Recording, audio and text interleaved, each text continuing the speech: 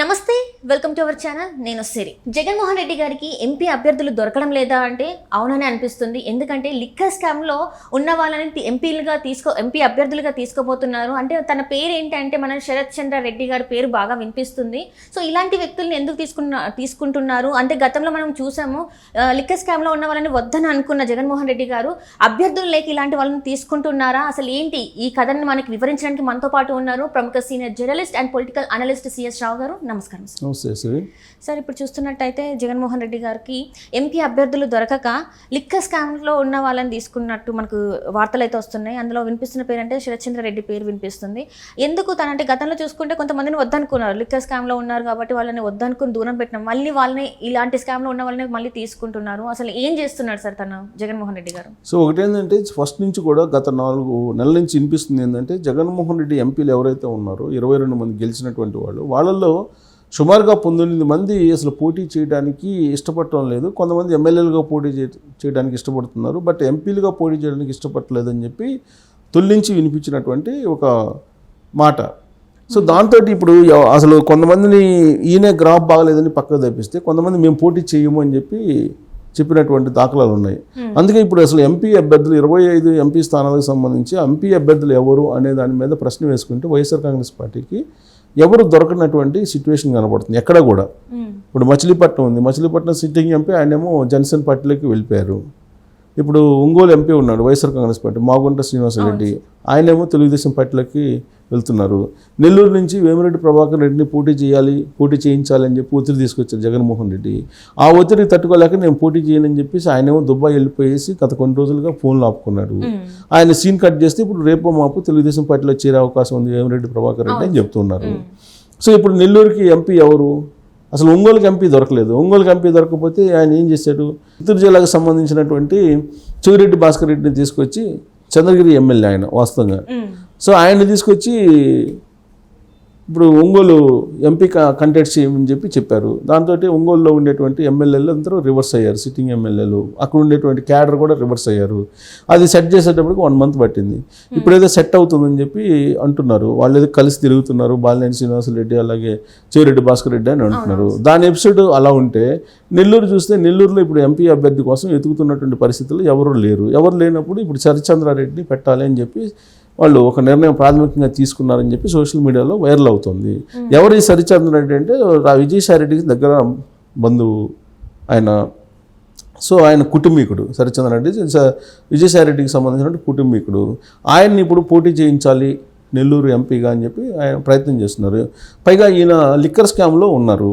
ఈ లిక్కర్ స్కామ్లో సౌత్ వింగ్కి హెడ్గా ఉన్నటువంటి కవితకి ఈ శరత్చంద్రారెడ్డికి అలాగే మాగుంట రాఘవరెడ్డికి ముగ్గురికి లింకప్ ఉందని చెప్పి న్యూస్ వచ్చింది. పైగా కవిత విషయంలో అప్రూవర్గా మారారు శరత్చంద్రారెడ్డి అలాగే రాఘవరెడ్డి, ఇద్దరు కూడా అప్రూవర్గా మారారని చెప్పి కూడా మనకు తెలిసిందే. ఇలాంటి వ్యక్తులను తీసుకొని ఇప్పుడు ఎంపీగా ఇవ్వాలి అనేటువంటి ఒక ప్రయత్నం జగన్మోహన్ రెడ్డి చేస్తున్నారని అంటే అనివార్య పరిస్థితుల్లో, ఇక విధులైనటువంటి పరిస్థితుల్లో జగన్మోహన్ రెడ్డి ఇలాంటి కేసుల్లో ఉన్నటువంటి వాళ్ళని, లిక్కర్ స్కామ్లో ఉన్నటువంటి వాళ్ళని ఎత్తుక్కొని బాగా డబ్బు పెట్టగలరు అనేటువంటి స్తోమతను చూసి ఆయన ఎంపీ అభ్యర్థులను ఎంపిక చేస్తున్నారు అనిపిస్తుంది. పైగా నర్సరావుపేటలో ఉన్నటువంటి YSR Congress party sitting MP Srikrishnadevarayalu ఆయన ఆ పార్టీకి రాజీనామా చేసి ఆయన తెలుగుదేశం పార్టీలో చేశారు. ఆ నర్సరావుపేటలో ఎంపీ అభ్యర్థి లేకపోవడంతో నెల్లూరు నుంచి తీసుకొచ్చి అక్కడ అనిల్ కుమార్ యాదవ్ని అక్కడ నుంచోబెట్టారు. వైజాగ్లో ఆల్రెడీ వైజాగ్లో ఎంపీ లేడు, సిట్టింగ్ ఎంపీ. ఆయన్ని ఎమ్మెల్యేగా పోటీ చేస్తే నేను ఎంపీగా పోటీ చేయనంటే ఆయన ఎమ్మెల్యేగా పెట్టేసి అక్కడ ఎంపీగా బొత్స సత్యనారాయణ వాళ్ళ సతీమణి ఝాన్సీని తీసుకెళ్ళి అక్కడ నుంచోబెట్టారు. ఇలా ఎక్కడ అభ్యర్థులు లేనందువల్ల రకరకాల ప్రయోగాలు చేస్తూ ఉన్నాడు జగన్మోహన్ రెడ్డి. ఆ ప్రయోగాలు చేయడానికి కారణం ఏంటంటే ఈ గ్రాఫ్ తెచ్చినటువంటి గొడవ. సో లేదంటే సిట్టింగ్లు అందరికీ ఇచ్చేస్తే గ్రాఫ్ బాగున్నా లేకపోయినా ఓడిపోయేవాళ్ళు గెలిచేవాళ్ళు. కానీ ఇప్పుడు ఏమైంది, దాదాపు 60 నుంచి 60 మందిని మార్చేసాడు ఆయన, 50 నుంచి 60 మందిని మార్చేసాడు ఎమ్మెల్యేలని. ఎంపీలని దాదాపు 10 నుంచి 15 మందిని మార్చారు. కొంతమంది ఏమో మేము పోటీ చేయమంటని చెప్పి చెబుతున్నారు. అసలు చివరి నిమిషం వరకు అలా వీళ్ళు కంటెస్ట్లో ఉంటారా లేదా ఇప్పుడు ఫైనల్ చేసిన వాళ్ళు అనేది కూడా సందేహమే. సో ఇప్పుడు విజయవాడ నుంచి ఎవరు లేకపోతే కేసీఆర్ నాని తెలుగుదేశం పార్టీ నుంచి వెళ్తే ఆయన తీసుకున్నాడు ఎంపీగా తీసుకుని ఆయన పోటీ చేపిస్తున్నారు. ఇప్పుడు ఆయన చివరి నిమిషం వరకు ఎంపీగా ఉంచుతారా లేదంటే ఎమ్మెల్యేలకు పంపిస్తారని అంటే ఒక ఎన్ఆర్ఐని తీసుకొచ్చే అవకాశం ఉంది చివరి నిమిషాలు అని చెప్పి కూడా వినిపిస్తూ ఉంది. సో ఇలా ఇప్పుడు మచిలీపట్నానికి ఆయన వైఎస్ఆర్ కాంగ్రెస్ పార్టీ తరఫు నుంచి ఎంపీగా లేరు. లాస్ట్కి పేరు నాని ఏమని చెప్పినా చెప్పొచ్చు. ఎవరు దొరకకపోతే ఎవరు కనిపిస్తే వాళ్ళని పోటీ చేయించేటువంటి పరిస్థితి కూడా ఉంది. అదే సో అలాంటి సిచ్యువేషన్ రావడానికి కారణం ఏంటి? ఈయన ఐప్యాక్ ఇచ్చినటువంటి సర్వేలు నమ్ముకోవటం, ఆ ఐప్యాక్ ఇచ్చినటువంటి సర్వేలో గ్రాఫ్ బాగలేదని చెప్పేసి ఉన్నటువంటి ఎమ్మెల్యేలని ఆయన మార్చడం, ఆ ఉన్నటువంటి ఎమ్మెల్యేలేమో కొంత అసహనానికి గురి కావటం, తర్వాత అసంతృప్తిగా ఉండటం, ఇవన్నీ కూడా పార్టీని డిస్టర్బ్ చేసినాయి. ప్లస్ ఈ పరిస్థితులు చూస్తుంటే కనుక అసలు అధికారంలోకి రాడు అనేటువంటి పరిస్థితుల్లోనే ఇలాంటి ప్రయోగాలన్నీ చేస్తూ ఉన్నారు. సో ఇన్ని ప్రయోగాలు చేసినా కానీ ఇప్పుడు ఆ పార్టీ మళ్ళీ రివోక్ అయ్యేటువంటి అవకాశం లేదు. అందుకే ఆయన రకరకాల ప్రయోగాలు చేస్తూ ఉన్నారు. ఒక సిస్టమ్ అంటూ లేదు అనేది ఆ పార్టీలోనే జరుగుతున్నటువంటి చర్చ. అంటే ఇక్కడ చూస్తున్నట్టయితే సార్, ఒకప్పుడు జగన్మోహన్ రెడ్డి గారు ఏది చెప్తే అది విన్న ఎంపీలు కానీ ఎమ్మెల్యేలు కానీ ఈ రోజు చెయ్యండి, ఇక్కడ నుంచి పోటీ చేయండి అంటే ఎందుకు ఆయనకి వ్యతిరేకత, అంటే ఆయననే ఎదురు మాట్లాడుతున్నారు, ఎదురుగా అడుగుతున్నారు, ప్రశ్నలు వేస్తున్నారు. కొంతమంది అయితే నీలాగా నేను కాదని చెప్పేసి కొంతమంది మాట్లాడడం జరిగింది. సో ఇలాంటి సందర్భాలు ఎందుకు ఎదుర్కోవాల్సిన పరిస్థితి తెచ్చుకున్నారు జగన్మోహన్ రెడ్డి గారు? అసలు ఎంపీలే కానీ ఎమ్మెల్యేలే కానీ ఇప్పుడు దొరకని పరిస్థితుల్లో ఒకప్పుడు చూసుకుంటే 5 ఏళ్ల క్రితం చూసుకుంటే మెజారిటీ లెవెల్లో అంటే ఇంతవరకు రికార్డు స్థాయిలో ఆయన సీట్లు గెలుచుకున్న అభ్యర్థి, అలాంటిది ఇప్పుడు అడుక్కోవాల్సిన పరిస్థితి తెచ్చుకున్నారు. ఎందుకంటారు? సో ఒకటేంటంటే ఇప్పుడు జగన్మోహన్ రెడ్డి కన్నా కూడా ఎక్కువసార్లు గెలిచినటువంటి ఎమ్మెల్యేలు చాలా మంది ఉన్నారు ఈ 151 మందిలో. ఇప్పుడు జగన్మోహన్ రెడ్డి ఆయన ఫస్ట్ టైం ఎమ్మెల్యే, తర్వాత సీఎం అయ్యాడు. పార్టీ అధినేత కాబట్టి, పార్టీ ఆయనే పెట్టుకున్నాడు, ఆయన సొంత పార్టీ కాబట్టి ఎమ్మెల్యే కాగానే ఆయన సీఎం అయిపోయాడు. సో ఆయనకన్నా అనేక సార్లు గెలిచినటువంటి సీనియర్లు దాంట్లో ఉన్నారు.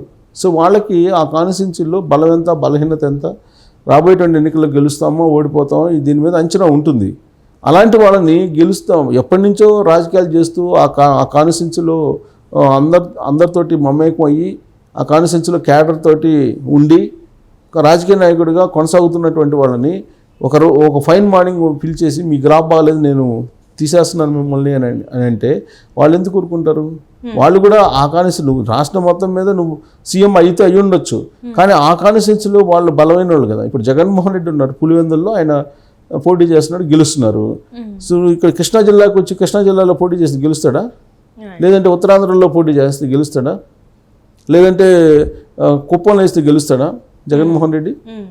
సో అలానే ఇప్పుడు జగన్మోహన్ రెడ్డిని పులివెందులు నీకు గ్రాఫ్ బాగలేదని చెప్పేసి తీసుకెళ్ళి జగన్మోహన్ రెడ్డి ఎక్కడో పోటీ చేపిస్తారు అనుకుందాం, ఏదో కాన్స్టిట్యున్సీలో.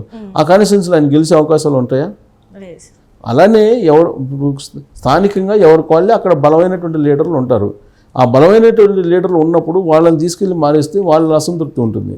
సో అలా జగన్మోహన్ రెడ్డి మీద రివర్స్ అయినటువంటి వాళ్ళు కూడా ఉన్నారు. కొంతమంది నీ గ్రాఫ్ బాగుందంటే నీ గ్రాఫ్ బాగుందా, నీ గ్రాఫ్ బాగాలేదు చూసుకో అని చెప్పేసి అన్నటువంటి వాళ్ళు కూడా ఉన్నారు. సో కాబట్టి ఇది ఆయన ఏదో ముఖ్యమంత్రి కాబట్టి నేను ఏది చేసినా సరిపోతుంది అనేటువంటి యాంగిల్లో ఆయన వెళ్తున్నారు. దాన్ని జీర్ణించుకోలేకపోతున్నారు ఆ పార్టీలో ఉండేటువంటి వాళ్ళు. ఆ కారణంగానే ఇలాంటి పరిణామాలు చోటు చేసుకున్నాయి. సో ఎవరు దొరకపోయేటప్పటికి ఇప్పుడు ఎన్ఆర్ఐల్ని కూడా తీసుకొచ్చి నిల్చోబెట్టాలనేటువంటి ఒక ఆలోచన చేస్తున్నాడు ఆయన. ఎన్ఆర్ఐల్ని కూడా తీసుకురావాలి ఎంపీగా, ఎమ్మెల్యేలుగా కూడా కొన్ని చోట్ల. ఇప్పుడు గన్నవరం ఉంది, గన్నవరంలో ఎమ్మెల్యే కంటెస్ట్ ఇప్పుడు వల్లభనేని వంశీ ఉన్నాడు, ఆయన గ్రాఫ్ బాగాలేదు అంటున్నాడు. మరి ఎవరిని తీసుకురావాలి అక్కడ? ఎన్ఆర్ఐలు తీసుకురావాలని చెప్పి ప్లాన్ చేస్తున్నారు. ఇట్లా ఆయనకి ఇప్పుడు ఎక్కడ ఉండేవాళ్ళు ఎవరు అభ్యర్థులు దొరకట్లేదు. ఒకళ్ళు దొరికినా కానీ వాళ్ళు ఏమో కంటెస్ట్ చేయడానికి సిద్ధంగా లేరు. ప్లస్ ఫైనాన్షియల్గా ఖర్చు పెట్టడానికి కూడా వాళ్ళు విల్లింగ్ లేరు.